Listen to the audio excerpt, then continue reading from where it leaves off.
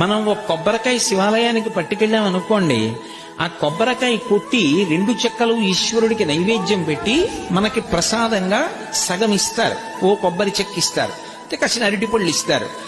ఇస్తే వాటిని తిన్నగా ఇంటికి తెచ్చుకోకూడదు. శివుడి యొక్క నిర్మాల్యాన్ని, ప్రసాదాన్ని విడిచిపెట్టేయకూడదు. చాలా మంది తెలిసి తెలియక ఒక మాట అంటుంటారు, శివాలయం నుంచి ప్రసాదం తెచ్చుకోకూడదు అంటుంటారు. బాగా వినండి, శివాలయం నుంచి ప్రసాదం పట్టికెళ్ళి తీరాలి ఇంటికి.